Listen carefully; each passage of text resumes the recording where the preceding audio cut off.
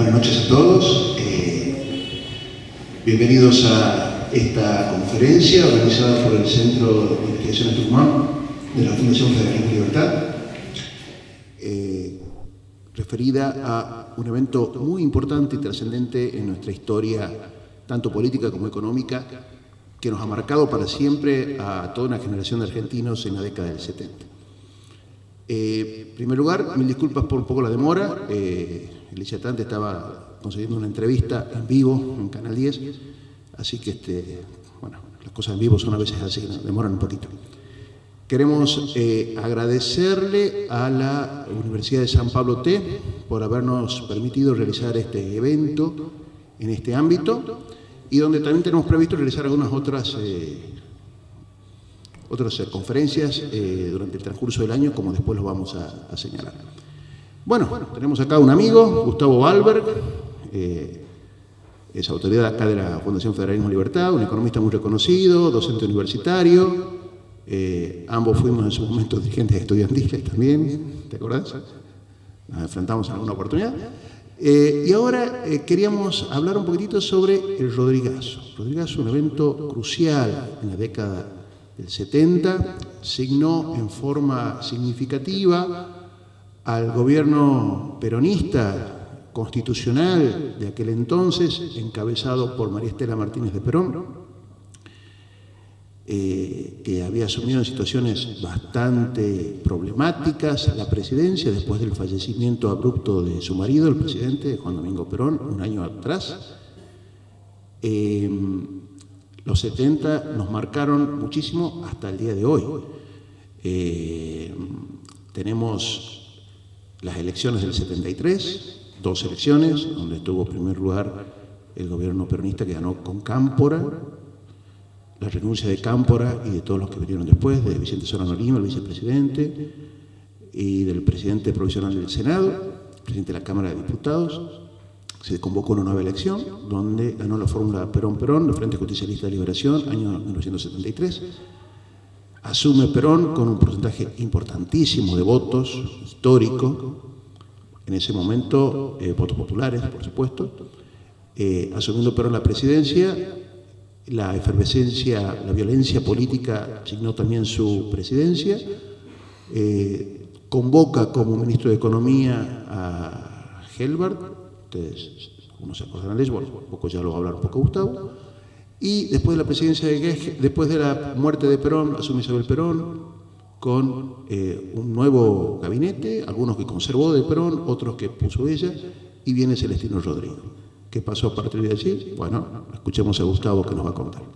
Y después de allí, el tema de los planes argentinos de estabilización. Empezamos con el más famoso. Y después, ¿qué vino? ¿Qué pasó? Y lo más importante, ¿aprendimos algo? Gustavo. Muchas gracias. De nuevo, también yo pido disculpas por lo de la demora. La gente de TV Prensa me dijo que le eche la culpa a ellos, que no tienen ningún problema, pero que espera que se fueran. Bueno, ya se fueron, entonces sí, la culpa es de los dos de TV Prensa que estaban ahí afuera. Dicho esto, para comenzar un poco con lo del clima de época, que es importante, tengan en cuenta en la imagen, hay un cartel puesto ahí: queremos la cabeza de Lastiri, López Rega, Rodrigo, por traidores al movimiento obrero. No era simplemente una expresión, así como quien lo diría, de enojo, era lo que ocurría, eran los años de plomo. Las cosas se dirimían a balazos o a bombas o similares. No era para nada extraño la violencia física, los asesinatos políticos, ocurría, que no era el más sano de los climas que digamos. En parte eso puede haber contribuido a cuál fue el futuro del plan que pretendió Celestino Rodrigo, que en la práctica, digamos, no entra en el recuento de planes de estabilización porque no duró ni 2 meses, pero es importante por lo que dejó en la cabeza de los argentinos, de hacer cosas muy de shock, sin demasiada coherencia, sin el apoyo político y en contextos complicados. Incluso el año en que ocurre, 1975, marca una referencia. En promedio, la inflación anual entre el año 1900 y 1944 estuvo en el 1,5%. ¿Sí? 1,5% anual. Del 44 al 75, la inflación anual se va al 33% promedio. Del 75 al 83 ya supera el 200% anual. Digamos, es un poco, si bien la década del 40 del siglo XX es el inicio de la era inflacionaria de Argentina, la década del 70 del siglo XX es el inicio de la era de la alta inflación en Argentina, que incluyó episodios de hiperinflación inclusive a fines de los 80. Pero bueno, es algo por lo que queda en la historia argentina, en la memoria argentina, lo de Celestino Rodrigo. Vamos a la primera. En primer lugar, ¿qué es lo que había como visión política de las cosas? El criterio era la concertación social. Es decir, cómo se arreglan las cosas si todos los factores sociales se ponen de acuerdo. Primera crítica para mí a este tipo de cosas, en realidad la principal concertación hay que darla en el ámbito político. Para eso está el Congreso de la Nación. Es el Parlamento, es donde van a conversar los representantes del pueblo. ¿Por qué tienen los órganos de la sociedad que buscar alguna concertación? Fácil, porque la visión era corporativista. Era parte del organicismo que venía desde la década del 40. Hay un gran organismo que es el país y todos nosotros no somos más que órganos de ese organismo. Por lo tanto, subordinados al todo. Individualmente no somos nada, el todo es lo que importa. Hay que armonizar, somos sacrificables, lo que sea. Pero además eso consolidaba algo. ¿Quién es el organizador de todo? Pues el líder. Es algo muy, muy antirrepublicano, típico de la Argentina de mediados del siglo XX en adelante. En una república democrática todos son iguales, todos conversan, todos pactan políticamente a través de sus representantes, como dice la Constitución.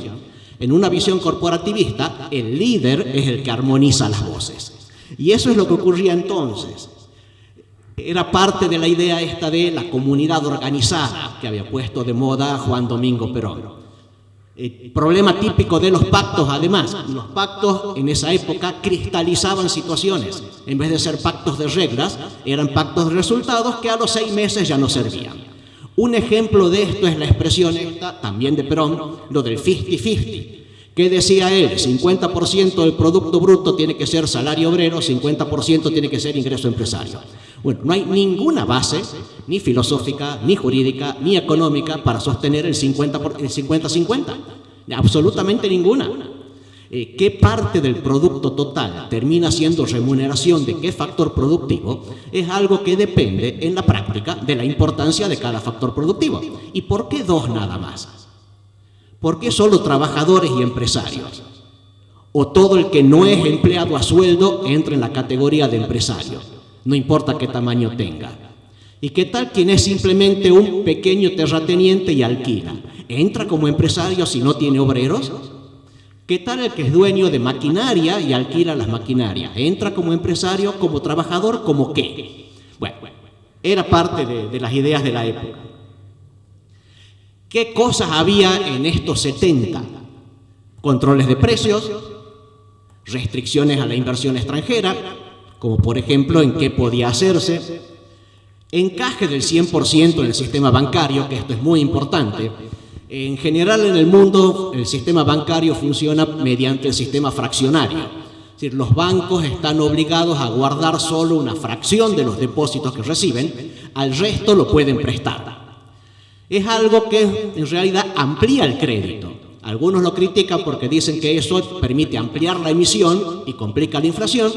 El lado positivo es que gracias a eso hay más crédito del que habría si los bancos solo pudieran prestar a partir de su propio capital. Habría muchos menos bancos, habría mucho menos capacidad prestable, habría mucho menos crédito y serían mucho mayores las tasas de interés. ¿Cuál es la salida con el 100% de encaje? Solo se presta a quien el Banco Central autoriza, porque la manera de prestar sería que los bancos privados pidan un redescuento de documento al Banco Central o bien le pidan prestado al Banco Central. ¿Con qué criterio va a prestar el Banco Central? La experiencia desde el 46 al 55 y del 73 al 76 fue que el Banco Central presta a los amigos del gobierno. y punto. No autoriza créditos así nomás. Es decir, el encaje 100%, que puede parecer, bueno, es una gran herramienta para la salubridad financiera porque no va a haber corridas bancarias, va a traer responsabilidad bancaria, en realidad es una herramienta para someter al sector privado a lo que el gobierno de turno quiera. Así que era una característica también complicada. Y por supuesto, el comercio exterior estaba bastante intervenido. No se llegó en los 70 a los términos del IPAP, del Instituto de Promoción de las Exportaciones que había armado el primer y segundo gobierno de Perón, que era un instituto, un órgano del gobierno que compraba y después exportaba, y compraba del exterior y de ahí le pasaba al interior. Era un intermediario obligado del comercio exterior. En realidad la pretensión era vender caro el trigo que producía Argentina, pagándole barato al productor de trigo, y a la diferencia usarla para subsidiar a los sectores urbanos. Una manera más de explotarlo al sector agrícola. Sigamos. Estaba ahí. Característica de la época por la figura que es José Bergelbar, fue ministro de Cámpora, como mencionó Juan Pablo, el primero que gana las elecciones del 73, ministro de Lastiri, que es el que lo sustituye a Cámpora como presidente de la Cámara de Diputados, ministro de Juan Perón y ministro de Isabel Perón. Un extraño caso de ministro que continúa a pesar que los presidentes cambian en vez de ocurrir al revés. Ahora, ejemplo de esa época. Acá me voy a parar un poco para poder leer.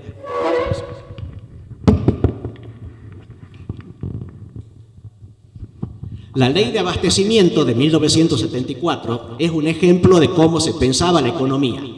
Vean eso, artículo primero, la presente ley regirá con respecto a la compraventa, permuta y locación de cosas muebles, obras y servicios, sus materias primas, directas o indirectas y sus insumos. Lo mismo que a las prestaciones, cualquiera fuera su naturaleza, contratos, relación jurídica que los hubiera originado, de carácter gratuito o oneroso, habitual u ocasional, que se destinen a la producción, comercio, construcción, procesamiento, comercialización, sanidad, alimentación, vestimenta, higiene, vivienda, deporte, cultura, transporte y logística, esparcimiento, así como cualquier otro bien mueble o servicio que satisfaga directamente o indirectamente necesidades básicas o esenciales orientadas al bienestar general de la población. O sea, toda la economía. Esta ley que decía, entre otras cosas, que con respecto a todo eso, el gobierno podía establecer cualquier etapa del proceso económico, márgenes de utilidad, precios de referencia, niveles máximo y mínimo de precios, también de producción, normas reglamentarias, de todo. E incluso los habilitaba a verificar si se estaba produciendo más o menos del ritmo habitual, si se estaba trasladando a frontera más o menos mercadería que la habitual. Bueno, ¿y por qué diablos? Y uno diría, sí, es para controlar el contrabando. ¿Y por qué no me controlas mejor la aduana? Y si uno que pretende cambiar el perfil del negocio, voy a bajar el ritmo de producción de un bien porque voy a invertir lo que estaba gastando ahí en una nueva rama que dentro de un par de años va a estar funcionando, porque tengo que justificarle a un funcionario por qué cambio mi política empresaria. Esta ley de abastecimiento, que ahí siguen los ejemplos, el que la quiera ver está en internet, por supuesto, fue derogada por decreto, el decreto 2284 del año 91, presidencia de Carlos Menem, y reestablecida por el propio Menem, porque en el decreto 2284 puso que las herramientas de control de esta ley solo podían ser puestas en práctica de nuevo si había una emergencia de abastecimiento. Bueno, a mediados de 1999, Hugo Moyano hizo un gran paro general de transporte, con lo que Menem, por decreto de necesidad y urgencia, declaró emergencia de abastecimiento y la puso de nuevo en vigencia. Obviamente esa emergencia de abastecimiento desapareció después. Sin embargo, durante el gobierno de Néstor Kirchner se amenazaba con esta ley a las petroleras que pretendían subir el precio de la nafta, a Shell específicamente. Claro, la disputa fue, pero ya no está en vigencia. Pero si Menem la puso en vigencia. Bueno, pero estamos en el año 2005, ¿qué tiene que ver con la emergencia de abastecimiento del año 99? Al final el Congreso la modificó y estableció que estaba en vigencia completamente. O sea, le hizo un par de retoques, metió lo de las pymes ahí en el medio y aprovechó para incluir el artículo de que seguía en vigencia. Esta ley fue derogada a fines del año 2023 por el decreto de necesidad de urgencia 70/23. Claro, falta todavía que una parte del Congreso diga si rechaza o no rechaza el decreto, pero de momento, como solo una Cámara lo rechazó, el decreto está vigente, la ley no. La alternativa que queda es que alguien haga un planteo judicial para suspender esos artículos del decreto, los que derogan esta ley. Hasta ahora nadie lo ha hecho, lo que da algo de esperanza con respecto a que algo de buen criterio queda en la economía argentina. Obviamente ningún empresario va a ir a pedir que restablezcan una ley para que el gobierno lo controle a él. Y hasta ahora, creo yo, ningún consumidor ha hecho el pedido de que restablezcan una ley para él controlarlo a los empresarios. Así que, pero es una muestra de cómo se hacían las cosas en los 70.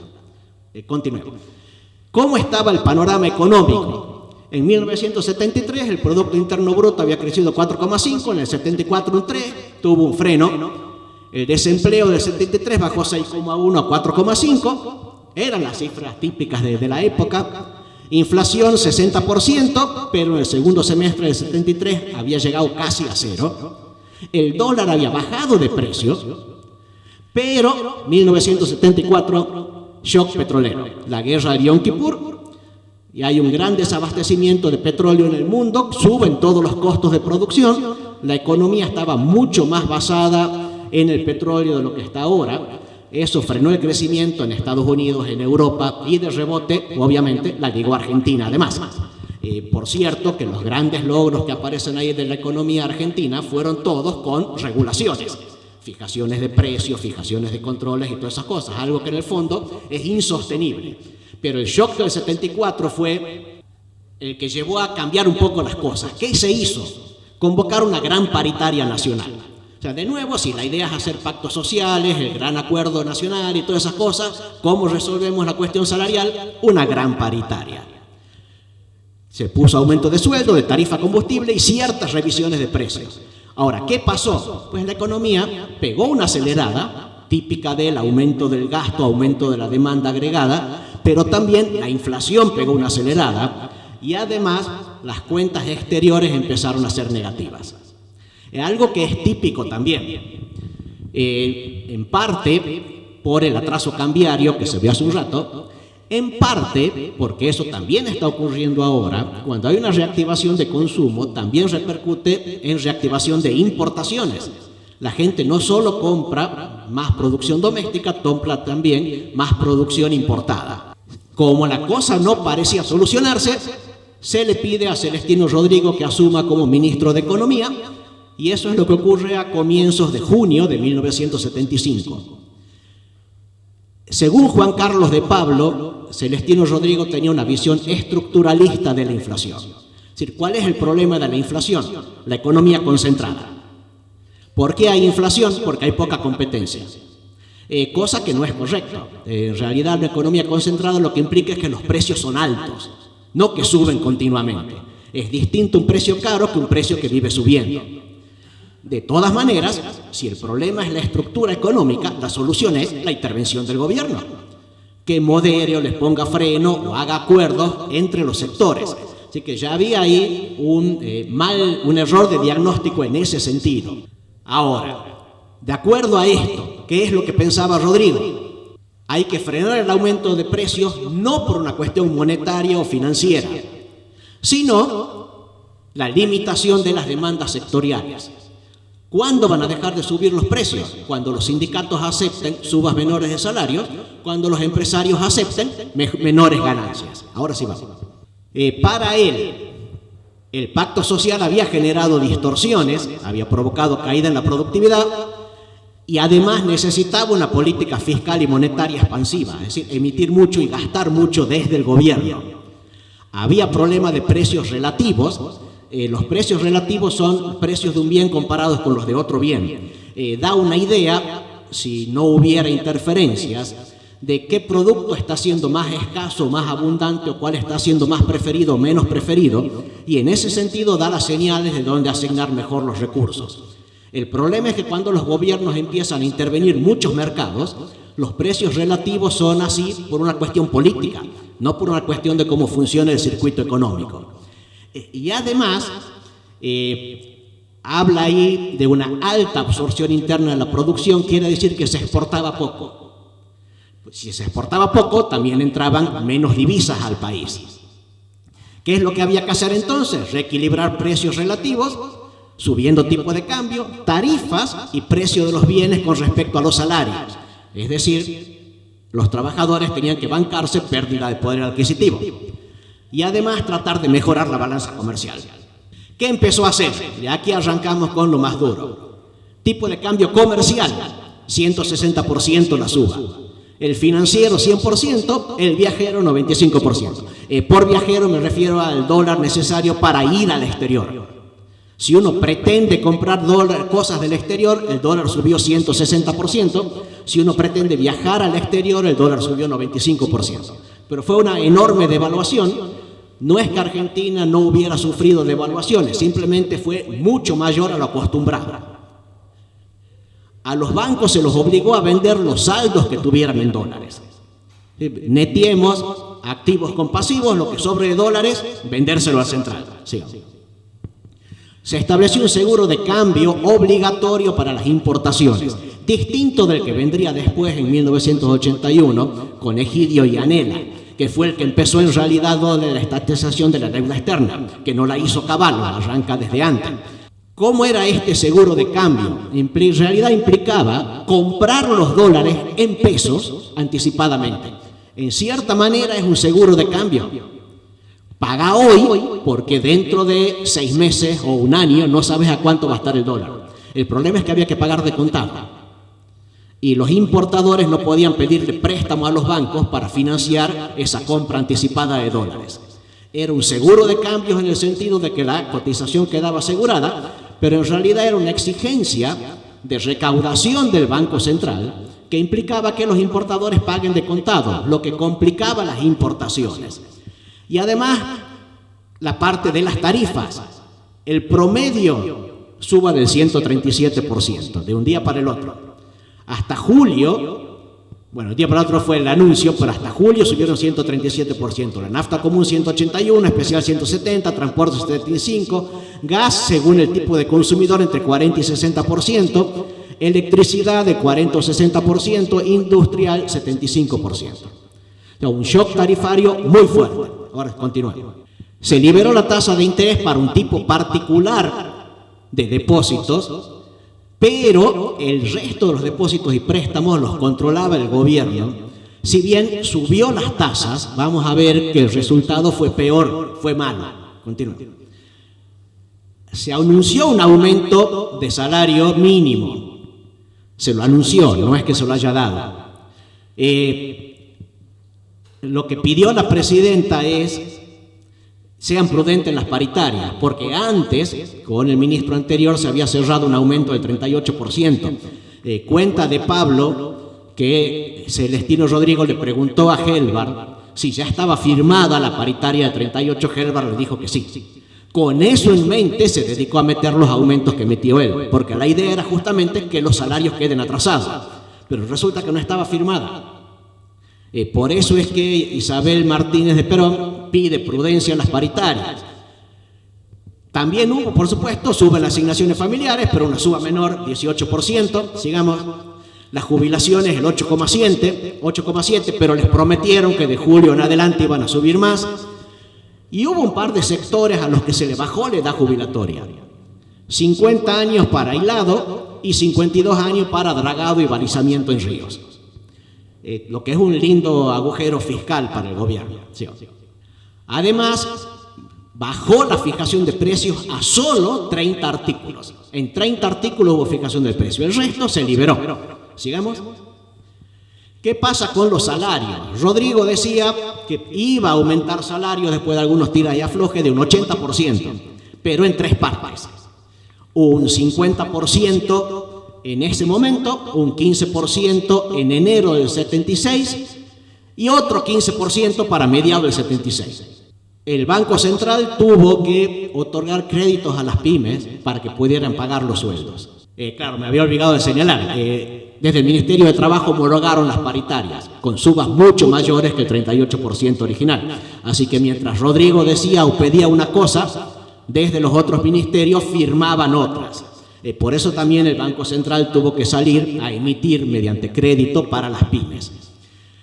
Además, A los sectores exportadores se les autorizó a diferir por 2 años el pago de importaciones. El problema es qué hace el proveedor del exterior. Y no va a aguantar 2 años. Bueno, lo que tiene que hacer es el gobierno pagarle al proveedor del exterior o el gobierno entregarle títulos públicos al proveedor del exterior. Este fomento a la exportación a través de diferir el pago de importaciones en realidad fue un aumento de deuda externa. ¿Qué resultados tuvo esto? En primer lugar, se recuperó el tipo de cambio real, no mucho en realidad, porque, sigamos, vinieron la suba de los precios.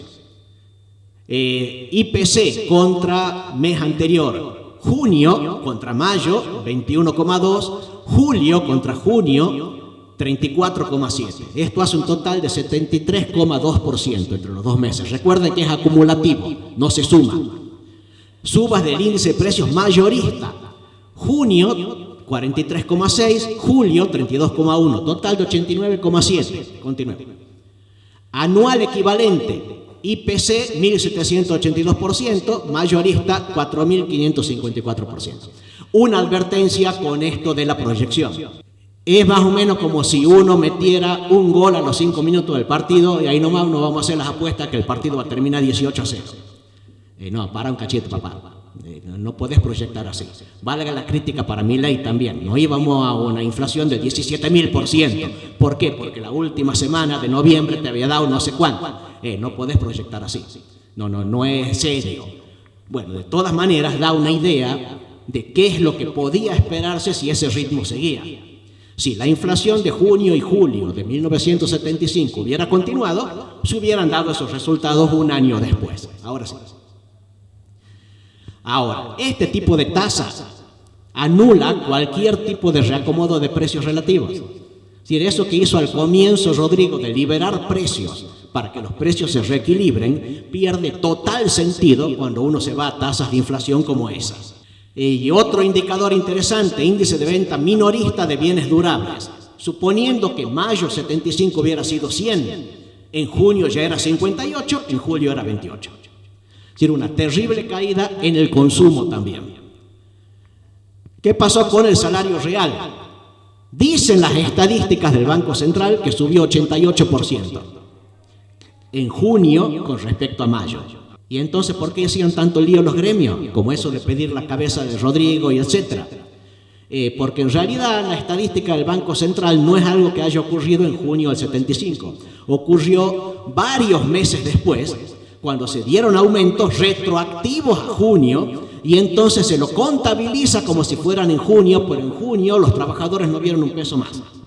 Entonces no es que el salario real subió 88, tuvieron un salto en el escalón a fines del 75, comienzo del 76 y nada más. Continuemos. ¿Qué pasó con las tasas reales de interés? Yo les había dicho que Rodrigo al comienzo había subido tasas de interés, pero comparando con la inflación, cada peso depositado en plazo fijo a los 2 meses equivalía a 63 centavos.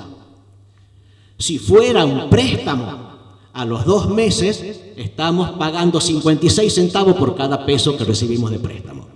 Si esto se anualizara, es decir, un año después de esas tasas reales, quien depositó un peso en plazo fijo termina cobrando 6 centavos. Y quien pidió prestado un peso de préstamo termina pagando 3 centavos.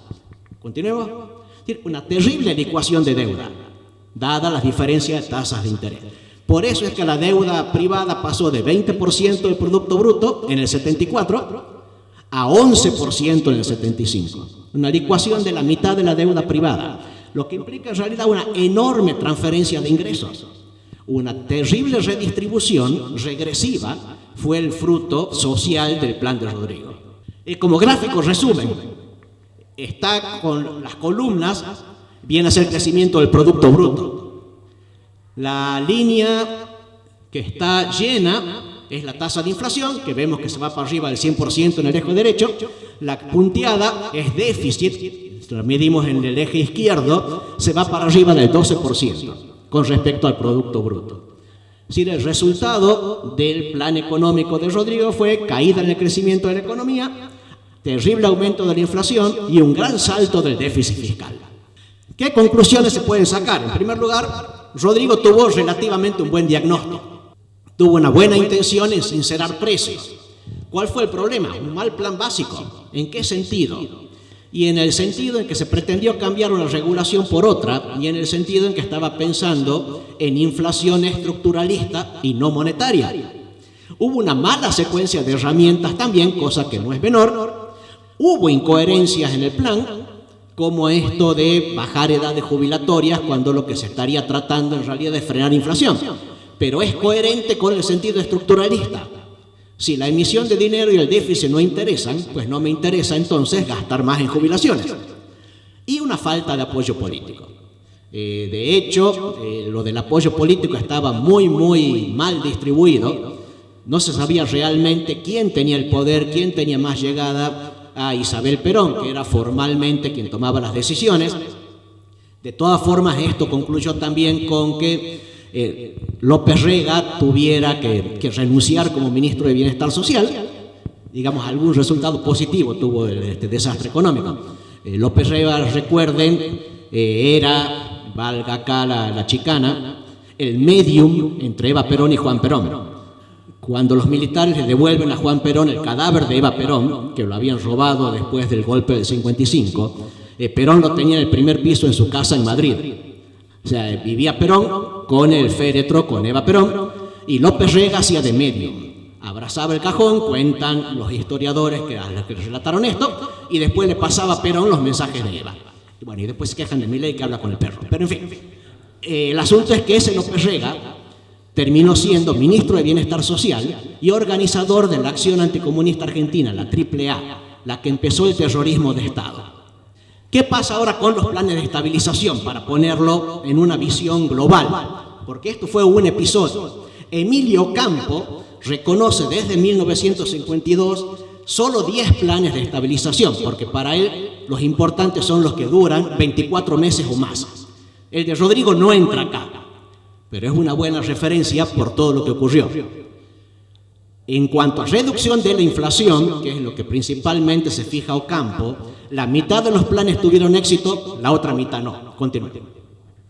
Ahora, en un sentido importante, todos fracasaron. ¿Por qué? Porque hace, ahí dice 70 años y ya vamos a 80 años que seguimos teniendo inflación alta. ¿Sí? Todavía se vive con tasa de inflación que está entre las más altas del mundo. ¿Por qué? Por un motivo muy sencillo. Los gobernantes argentinos se niegan a reconocer que la inflación es un fenómeno monetario debido al déficit fiscal. Milton Friedman decía, la inflación alta es siempre y en todo lugar un fenómeno monetario.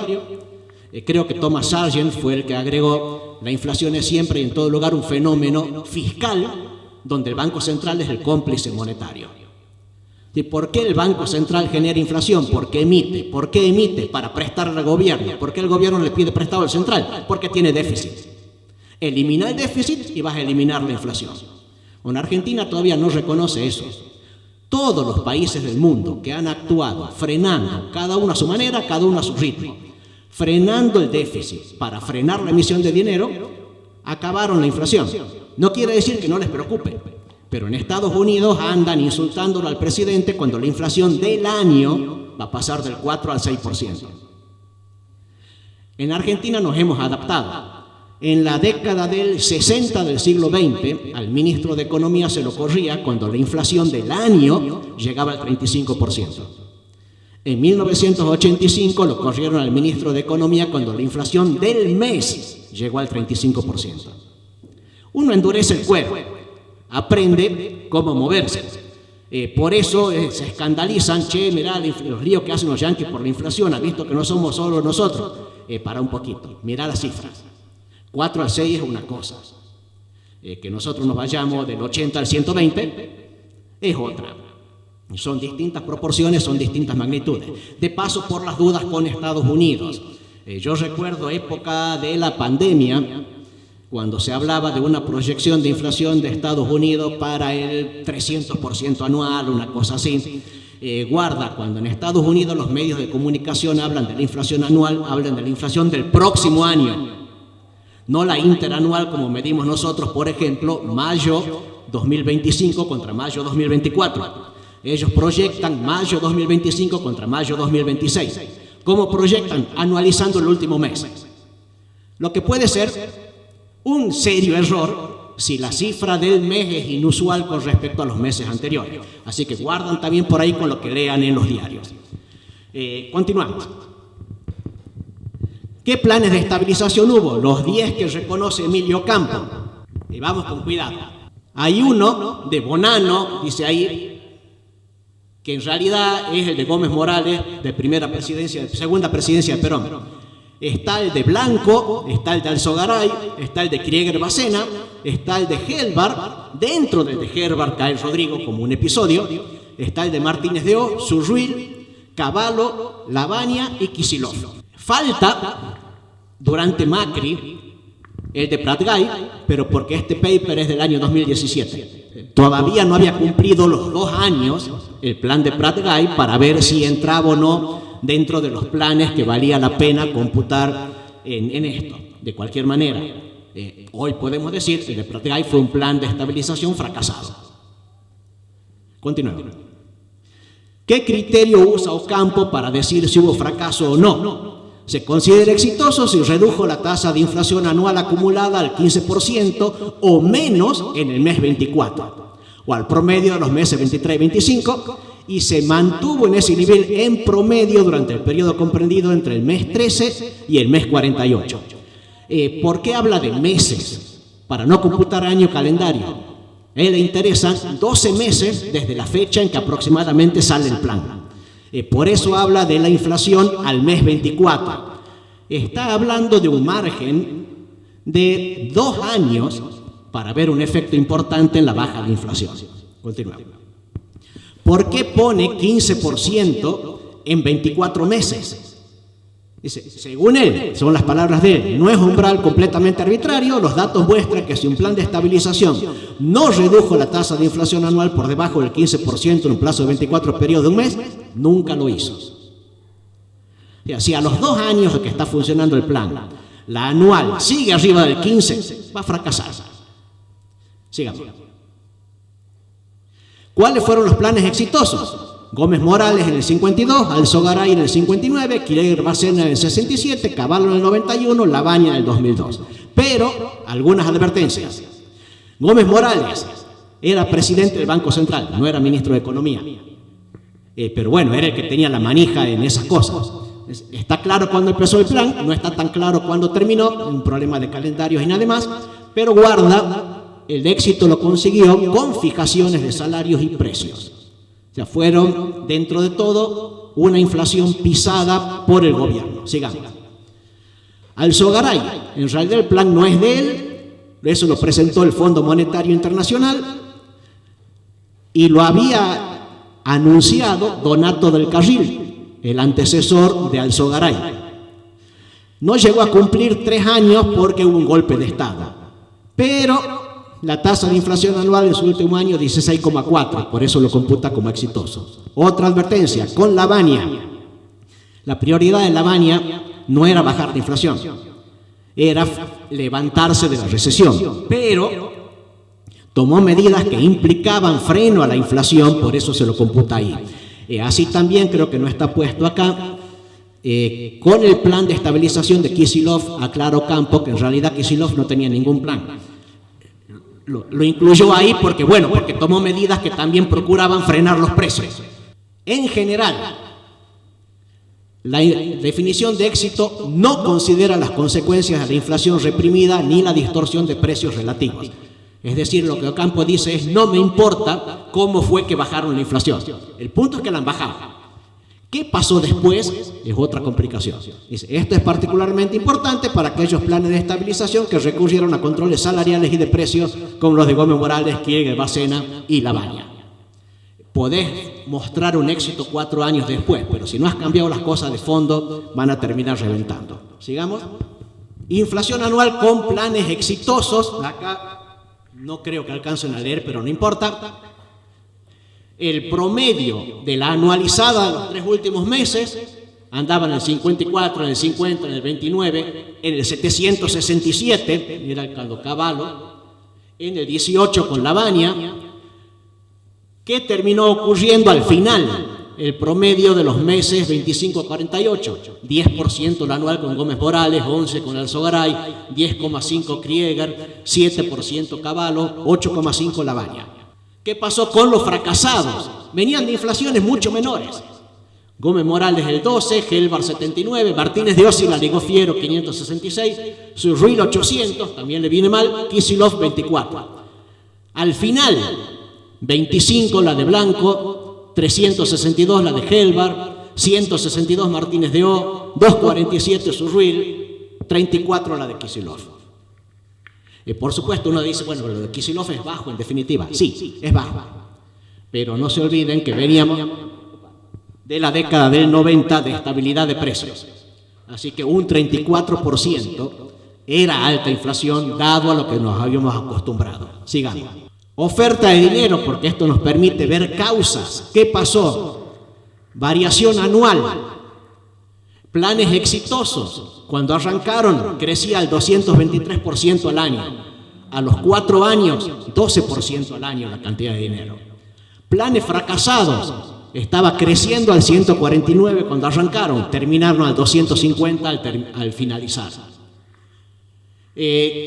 En cuanto a valor real de la emisión, que mide cuánto los precios se llevan puesto el valor de la moneda. En los planes exitosos, si era 100 al empezar, la moneda valía 229 al terminar. En los planes fracasados, si era 100 al empezar, valía 60 al terminar. Déficit fiscal primario, los exitosos arrancan con 3,4, terminan con 0,2, los fracasados arrancan con 6, terminan con 4,5. Si hubiera sido 100 el momento de arranque, significa una reducción total en el déficit equivalente a 95 puntos en los exitosos. En los fracasados, una reducción de 18. Es decir, hay una diferencia en emisión de dinero y en déficit. Claramente, los planes exitosos fueron los que menos emitieron y los que menos déficit fiscal tuvieron. Los planes fracasados, los de más emisión y mayor déficit fiscal. Continuemos. Gasto público comparado, acá parece poca diferencia. Los exitosos arrancan con 29, terminan con 28. Los fracasados con 31, terminan con 31. En cuanto a análisis relativo, si era 100 al empezar el gasto público en los planes exitosos, era 95 al terminar.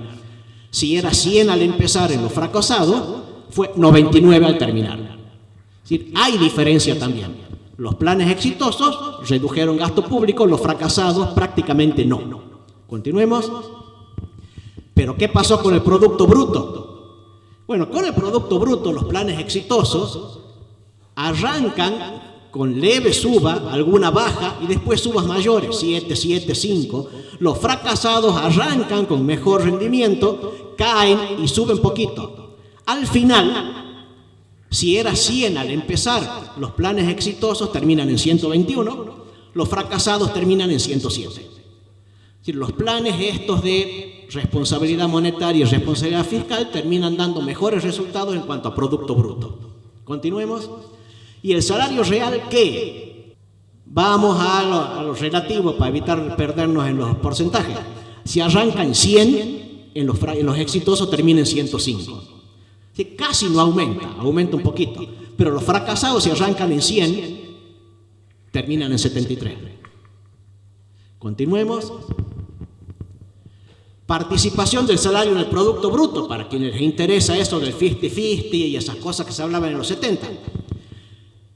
Los planes exitosos, si era 100 al empezar, termina siendo 99. Los fracasados, si era 100 al empezar, termina siendo 78. Es decir, los planes basados en cosas distintas que la emisión de dinero, el gasto y el déficit hacen perder participación del salario real en la economía. Continuemos.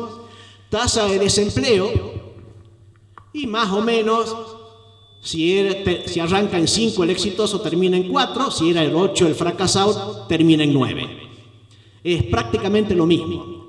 Hay una leve ventaja en todo caso para los que fueron fracasados. Uno podría decir, habría que verificarlo, es simplemente taba que me mando, claro, porque hay desempleo disfrazado en los empleos públicos. Vaya uno a saber. Continuemos. Ahora, Ocampo hace otra distinción, en realidad hace dos distinciones, una no la voy a tratar, si es gradualismo o shock. Sí voy a ver esta, ¿es ortodoxo o heterodoxo? ¿Qué quiere decir lo de ortodoxo? Liberación de mercados, más o menos, pero liberación de mercados, disminución de gasto público, disminución del déficit, responsabilidad en la emisión. Construye Ocampo un índice de heterodoxia. El menos heterodoxo de todos, Cavallo. El índice va de 0 a 2, Cavallo tiene 0,13. Segundo, Alzogaray, 0,56. De ahí viene una serie de híbridos, Martínez de Hoz, Lavagna, Krieger, Blanco, Gómez Morales, Surruil, y dos heterodoxos claramente, Kicillof y Helvar. Ahora, algunos se podrá preguntar, ¿y de dónde sacás que Martínez de Hoz es un híbrido y no un ortodoxo? Porque Martínez de Hoz controlaba precios, eso no se olviden. Controlaba cantidades producidas, controlaba el precio del dólar. No era neoliberalismo ni nada por el estilo. Simplemente hubo una gran liberación de regulaciones para el sector financiero, pisar paritarias, y al resto lo tuvo controlado. No fue un gobierno liberal el que hubo en esa época. Pero bueno, de todas formas está esta distinción.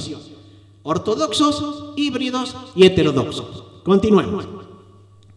¿Qué pasa con los tipos de plan? Planes exitosos, Gómez Morales, híbrido, Alzogaray, ortodoxo, Krieger-Bacena, híbrido, Cavallo, ortodoxo, Lavagna, híbrido. Continuemos. Fracasados, Blanco, híbrido, Martínez de Hoz, híbrido, Helvar, heterodoxo, Surruil, híbrido, Kicillof, heterodoxo. De los 5 exitosos, 2 son ortodoxos. De los 5 fracasados, 3 son híbridos, 2 heterodoxos. No hay ningún plan ortodoxo fracasado. Es cierto, hubo solo 2 planes ortodoxos, pero bueno, es el 20% de los planes. Continuemos. Por tipo de plan, para distinguir acá las características, ¿qué pasó con la inflación? Los ortodoxos, la mensual promedio de los 3 meses anteriores, 7. A los 3 años, ¿cómo termina? 0% de inflación mensual.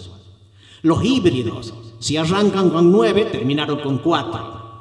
Y los heterodoxos, si arrancan con 4, van por el 5. No hay datos para 36 meses porque ningún plan heterodoxo duró más de 2 años, o 2 años chirolas, no llega a 3 años. Continuemos. La anual acumulada con los ortodoxos a los 3 años, 0%. Con los híbridos, a los 3 años, 71%. Con los heterodoxos no hay datos para 3 años, pero en 2 años, 102%. O sea, claramente ventaja a favor de los ortodoxos. Continuemos. Tasa de éxito. Recuerden, éxito medido como frenar la inflación o bajarla a ciertos valores. La vida promedio de los planes ortodoxos fue 4 años, de los híbridos 3,6, de los heterodoxos 2,1. Tasa de éxito, ortodoxo 100%, híbrido 50%, heterodoxo 0%. Continuemos. Emisión de dinero, que esto es prácticamente en realidad algo que sirve para definir si esto es ortodoxo o heterodoxo. Con los ortodoxos, si es 100 el valor inicial, termina siendo 0 a los 3 años. En los híbridos, si era 100 inicial, termina siendo 59 a los 3 años. Y en los heterodoxos, si era 100 al inicial, termina siendo 528 a los 3 años. O sea, se mandan la emisión de lo lindo. Continuemos. Déficit primario, que es parte también de la definición en realidad. Es más fácil verlo en términos relativos. Si el déficit era 100 cuando empieza el plan ortodoxo, termina siendo 24. Si era 100 cuando comienza el híbrido, termina siendo 33. Si era 100 cuando empieza el ortodoxo, termina siendo 183. Es decir, los planes ortodoxos bajan el déficit, los heterodoxos lo suben. Continuemos. Gasto público por tipo de plan. Acá también parece que hay pocas diferencias. En términos de índices, de todas maneras, es distinto que lo que nos muestran los porcentajes. Los porcentajes muestran, termina en 25,8 el ortodoxo, 29 el híbrido, 29 el heterodoxo. No es tanta la diferencia. Veamos en términos relativos. Si era 100 al empezar el ortodoxo, lo bajó a 85 a los 3 años. Si era 100 al empezar el híbrido, seguía siendo 100. y el heterodoxo, si era 100 al empezar, termina siendo 134. La deuda. Si era 100 al empezar el plan ortodoxo, termina siendo 55. Si era 100 en el híbrido, termina siendo 124. Si era 100 en el heterodoxo, termina siendo 167. Lo que en realidad es algo de lógica. Si parte de la definición del plan ortodoxo es reducir el déficit fiscal más chico significa menos necesidad de deuda. A medida que uno va pagando la deuda, aprovechando si tiene superávit, pues listo, va reduciendo la relación de deuda con respecto al producto. Reservas internacionales, esto también está bastante interesante. Si era 100 al empezar el ortodoxo termina siendo 302, en el híbrido de 100 a 238, en el heterodoxo de 100 a 133. Es decir, con los planes heterodoxos no se gana mucha más reserva. Interesante el cómputo con respecto a la importación, es una relación que a mí no me gusta del todo, pero es muy usada. Si uno va a pagar las importaciones con dólares, tener una idea de cuántas reservas en dólares hay en el Banco Central, de cuántas importaciones se pueden cubrir con eso, da una idea de la sustentabilidad del comercio exterior. No es tan así, porque si nos moviéramos sin que el central intervenga, todo depende de los dólares que tenga el sector privado, no los que tenga el central. Pero bueno, los toman así. Con los ortodoxos, las reservas terminan cubriendo 8 meses de importaciones, con los híbridos también más o menos 8, con los heterodoxos 2,5. No alcanza las reservas del Banco Central para mantener un buen flujo de importaciones. Tipo de cambio real, hay, eso sí, una gran caída en el tipo de cambio real comparando los ortodoxos con el híbrido o el heterodoxo. Lo que algunos le dirían es atraso cambiario. Bueno, depende.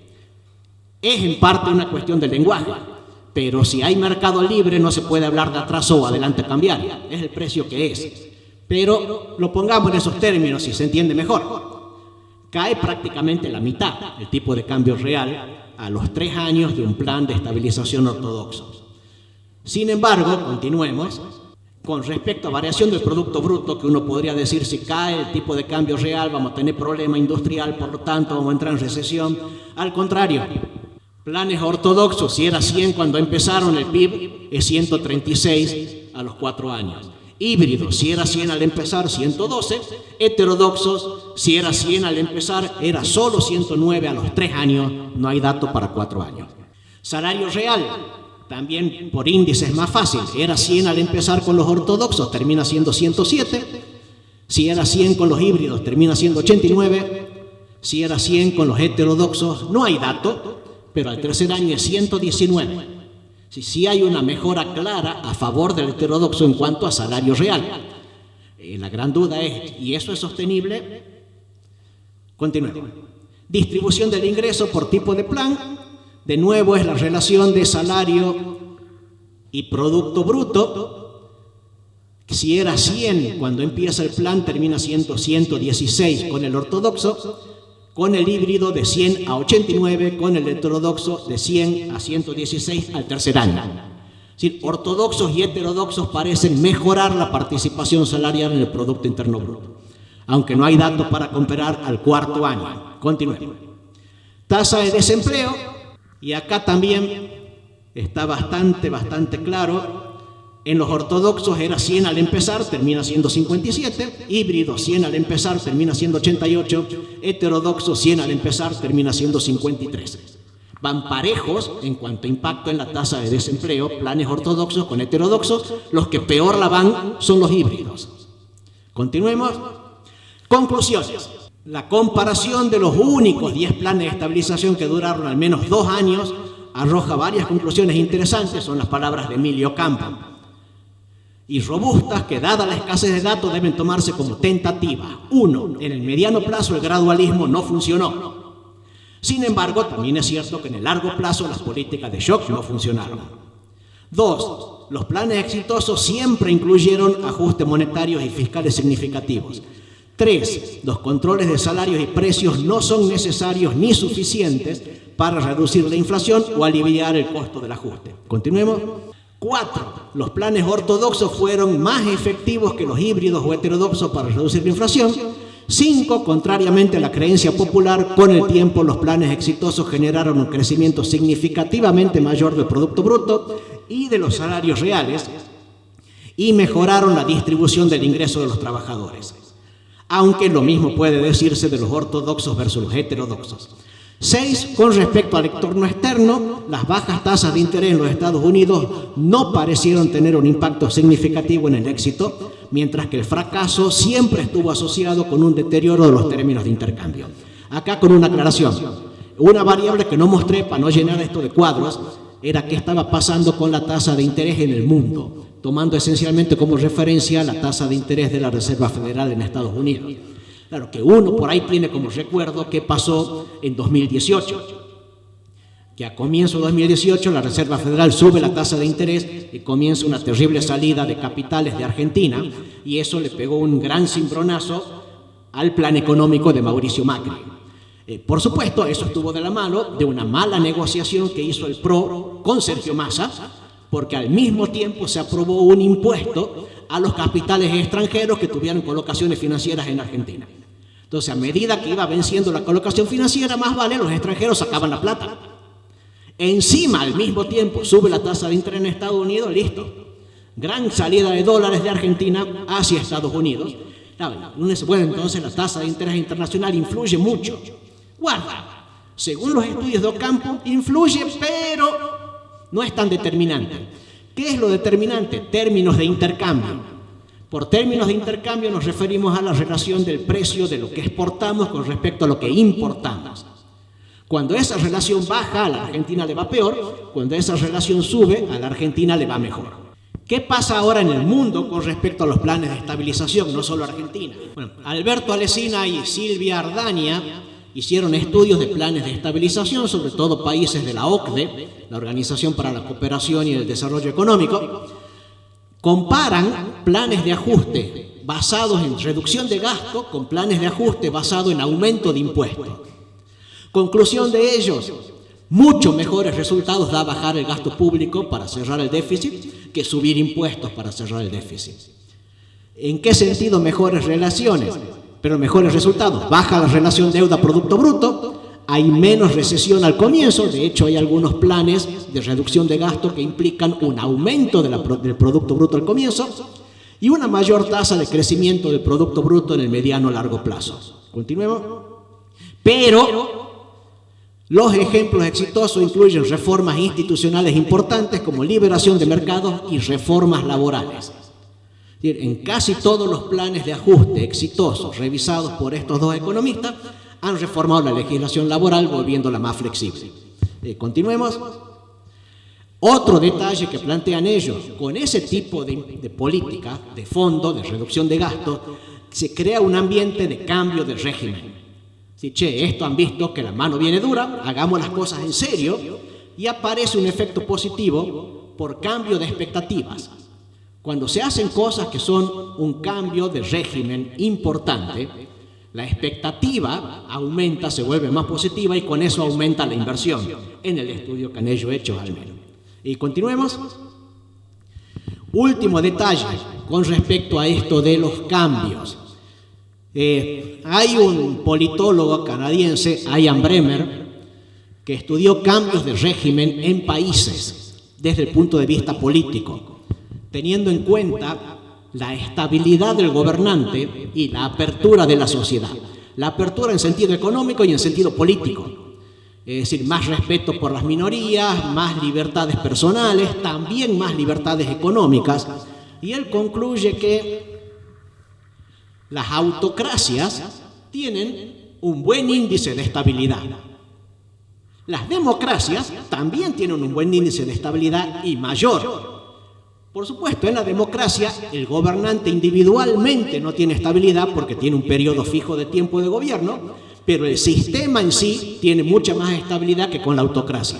El problema es cómo pasar de una autocracia a una democracia, porque eso implica dar más apertura a la sociedad. Y cuando se da apertura a la sociedad, el autócrata pierde poder, por lo tanto pierde estabilidad. Mi ejemplo preferido, Bremer también lo trata, Mikhail Gorbachev con la Unión Soviética. Gorbachev hace perestroika y glasnost implica mayor transparencia, mayor apertura, mayor libertad individual. Terminó perdiendo el poder. De hecho, no terminó perdiendo el poder. Desapareció la Unión Soviética.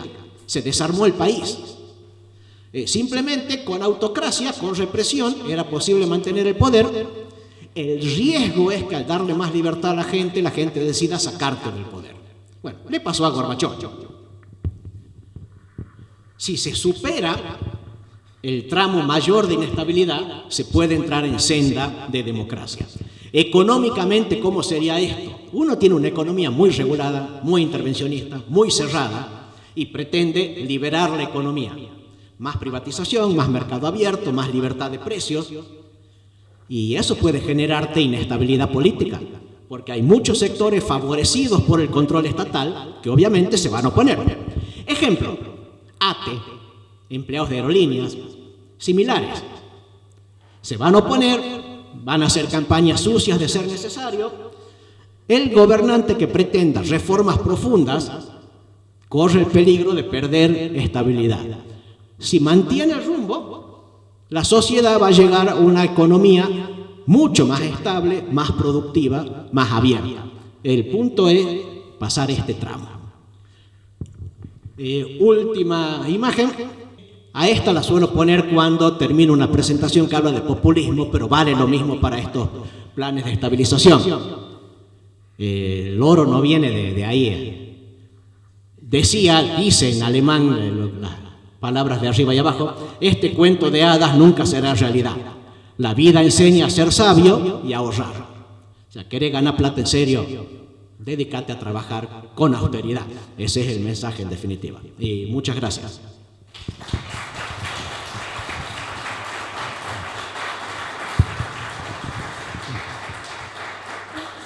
Muchas gracias, Gustavo, muy clara tu exposición. Bueno, vamos a habilitar un poquito las preguntas del público. Si tienen alguna duda, alguna sugerencia, alguna duda que quieran hacer con respecto al tema que ha sido objeto de exposición. Sí, allá. ¿Quién de los chicos puede...? ¿Dana?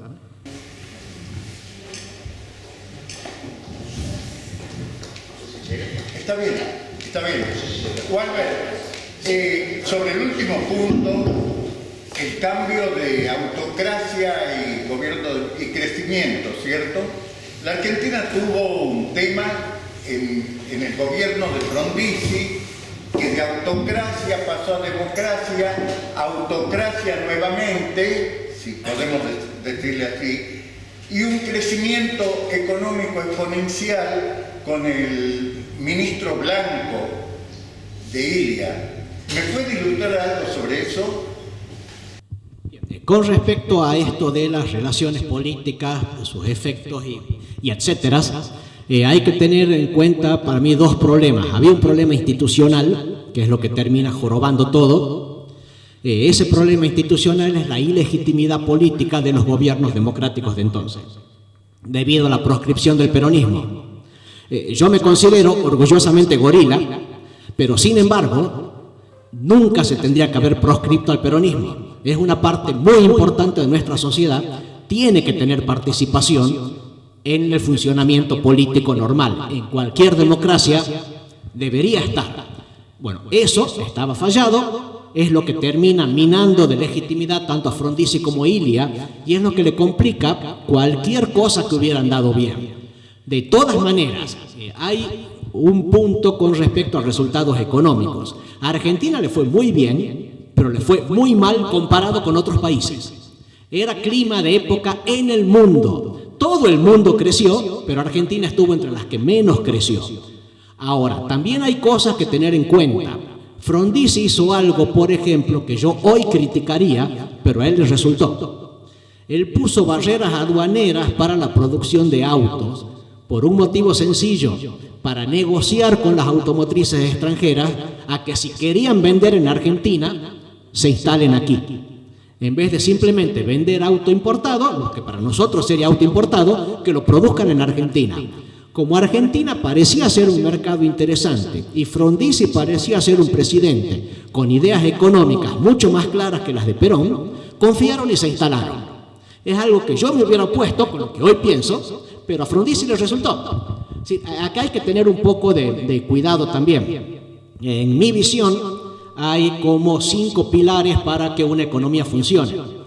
Hace falta seriedad fiscal, seriedad monetaria, iniciativa privada, transparencia de gobierno y asunción de responsabilidad por los gobernantes.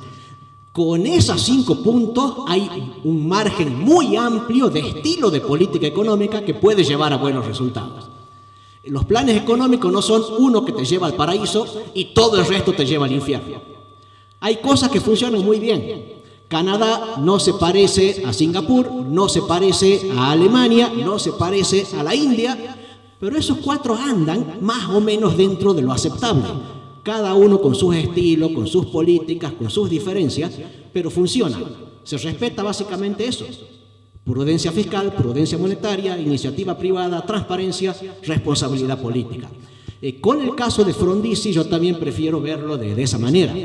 No es el plan económico que a mí me hubiera gustado, pero no estaba caído en el barranco de lo que no iba a funcionar nunca. Estaba dentro de lo aceptable. Pero, volviendo a la relación entre autocracias y democracias, había una falla fundamental en toda la sociedad argentina, que era la proscripción peronista. Así como la Argentina de la década del 30 del siglo XX anduvo relativamente bien, tenía una falla fundamental de base, que era el fraude electoral, que desplazó al radicalismo de puestos de poder que sin duda hubiera tenido. Entonces, ese es el aspecto que lo veo. Hubo cosas positivas con Frondizi, como las hubo con Ilia. El clima político no ayudó para nada. Ilia también fue un gobernante con una buena tasa de crecimiento del Producto Bruto y le terminaron dando un golpe de Estado. Así que van de la mano. Política y economía, y con ello la legitimidad del sistema van de la mano. Espero haber respondido la inquietud. Totalmente. Allá, por favor.